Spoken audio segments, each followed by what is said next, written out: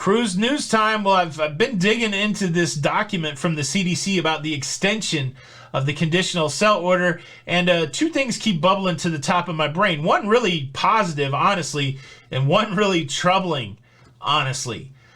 Cruse news. Let's talk about it.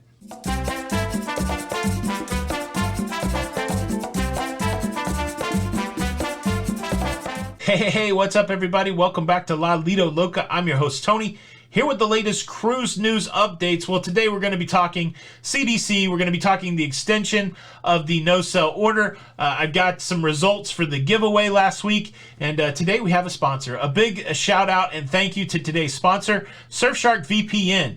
Are you out there in the wild using public internet? I bet you if you're cruising right now, you're using public internet at hotels and coffee shops and cruise ships. Well, it's dangerous. Your private data could be compromised on a public network. And one way that you can get around that is to have a tool that protects, that encrypts your private data when you're using the internet. Such a tool is a VPN, virtual private network, and the one I like is from Surfshark VPN.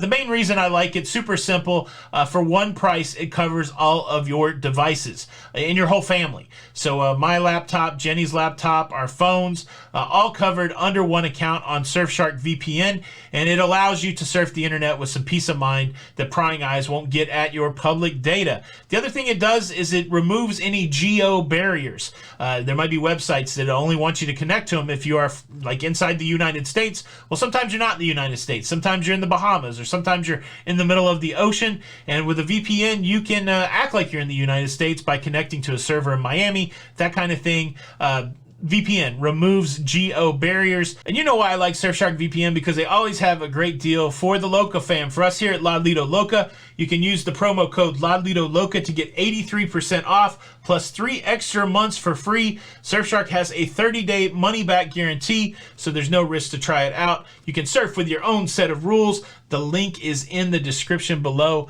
Give them a try. Thank you for the sponsorship, Surfshark VPN. All right, let's move into the commentary about the extension of the conditional sell order. If you caught last night's episode, the breaking news episode, you saw the highlights. CDC extending the conditional sell order that was set to expire on October the 31st, extending it 2.5 months until January the 15th, 2022. And then in their reason, in their justification section, they extended it for two primary reasons. One reason is they're seeing outbreaks on cruise ships.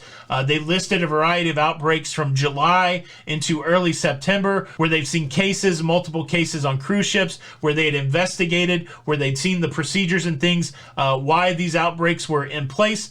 What's fortunate in that same section is they also mentioned that the medical facilities on cruise ships were not overwhelmed. These cases did not result in major hospitalizations, very few fatalities. And so this starts to build what's happening next with the CDC and their involvement in the cruise line. That's going to be one of my highlights. And so that was one of the reasons they extended, because they still want to flesh out this reporting on their outbreaks. Again, the term outbreaks, that's the term that they use to quantify these multiple cases on cruise ships. And then the second thing is, during their investigation of these cases, they noticed that some of these cases were coming from people who did not correctly report their condition when getting on the cruise ship. One of the things they called out in that justification section, which was super sad, they called out a person that had tested negative. When they got to the cruise port, they were symptomatic, but they denied their symptoms. They got on the cruise ship, and sadly, they passed away a few days after being on the cruise ship. The big conversation that came out of that, always in the comments, I feel like it's worth talking about it a little bit. Again, I might be talking to a stone wall here, but a lot of people see this like the majority of these cases were breakthrough cases. Breakthrough cases defined as a case of virus infection that happens in somebody who is fully vaccinated, and then a lot of people are like, oh, that must mean that the vaccine doesn't work. I struggle sometimes how to engage these comments, because anybody that's saying because there are any cases of vaccinated people being infected with the virus, that therefore it means that the vaccine doesn't work. To me, this demonstrates a real misunderstanding of how these vaccines work. And again, I don't really know how to engage to make positive change happen there. I did try to think of an analogy. Imagine this. Imagine you're tasked to hard boil 100 eggs, and the process that you have to hard boil 100 eggs doesn't always work. So for 100 eggs, you're expecting about 87 of those eggs to be hard-boiled, and then 13 of those eggs, when you crack into them, are not hard-boiled, and you get the yolk everywhere. While that should be unsurprising, I do get surprised that people will take the leap and say just because you couldn't hard-boil all the eggs with this process, that the process must be broken. This is essentially how these vaccines work. They are designed to be effective in a percentage of the population, whether it be 87% or 90% or 60%. And so it should not be a surprise when you hear that vaccinated people still have contracted the virus, because the promise of the vaccine is not 100% protection. There will be people that get the virus even after you're vaccinated. However, and it is affirmed in the data released here in this conditional cell order extension, that vaccinated people, when they do get a breakthrough case, when they do get infected, it doesn't normally end up in hospitalization, or it does not normally end up in death. The process is working well. It's saving a lot of people's lives and keeping a lot of people out of the hospital. That's what's being reported out across the country. That's what's being reported out here in Florida, that the vaccine is saving lives. Our governor, Ron DeSantis, said it very plainly. The vaccine is saving lives. So don't be shocked when you hear about these breakthrough cases that fully vaccinated people have gotten COVID, but also don't make the leap that just because some people did get COVID after being vaccinated, that the vaccine doesn't work. It's a misunderstanding of how these vaccine works. It's a misunderstanding of efficacy.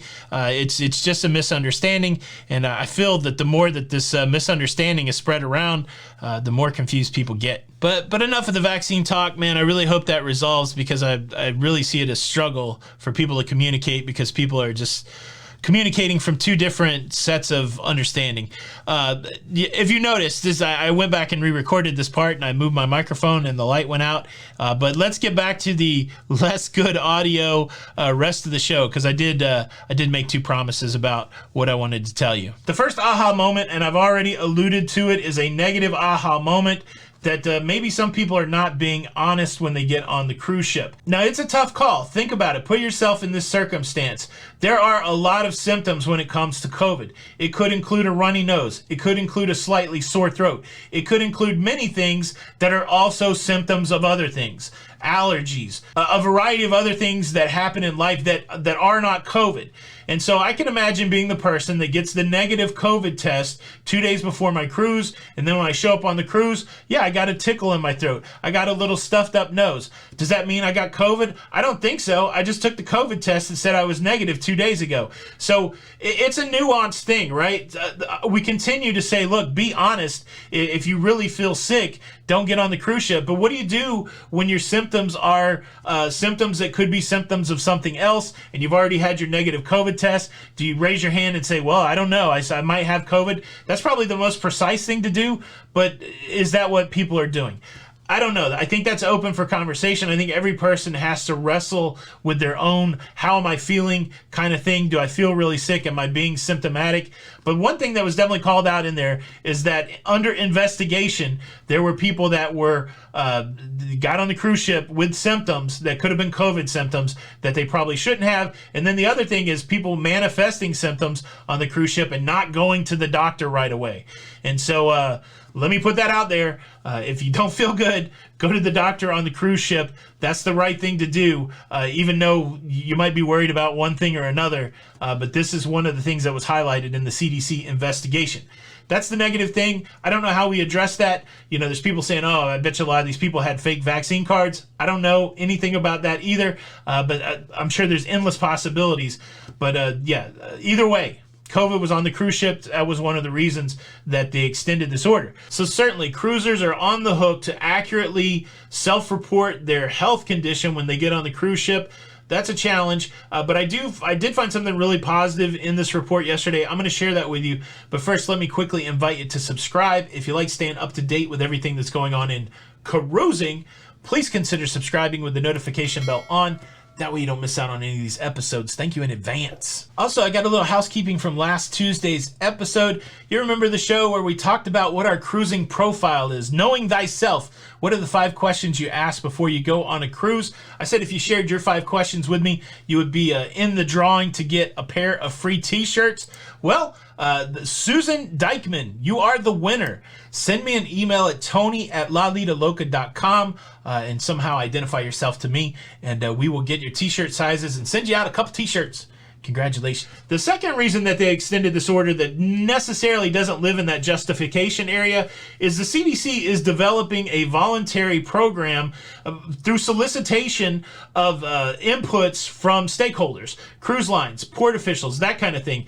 The CDC, the plan going forward, and this is where I find it positive because I'm a let's get the government out of the business kind of thing. And so the thing that's super exciting is that in this document, the CDC outlines their desire to step back, to no longer be the gatekeeper of cruising, but to serve in an advisory role, working in partnership with cruise industry stakeholders.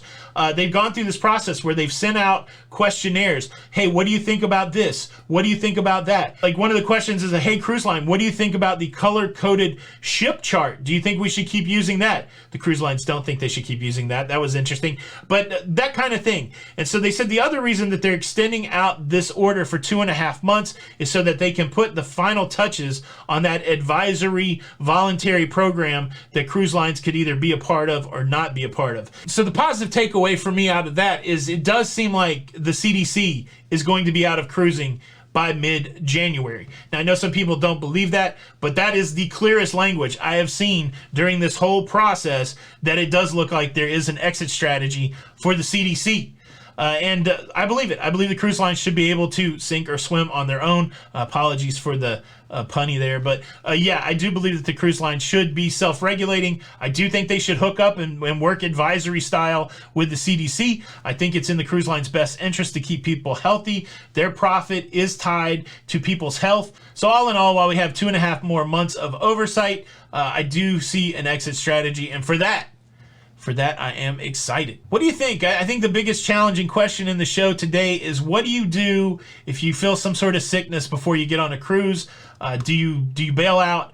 Do you go on the cruise? How do you answer that question in a time where so many of these COVID symptoms are also symptoms of something else? You know, what do you think? Are you putting other people at risk? Leave a comment below. Thank you so much for checking out the show today. Please show your support by hitting the like button. Make sure you check out this video that YouTube recommends. They know you haven't seen it. This is Tony with Lido Loca, and until the next time, we'll see you on the Lido. Bye.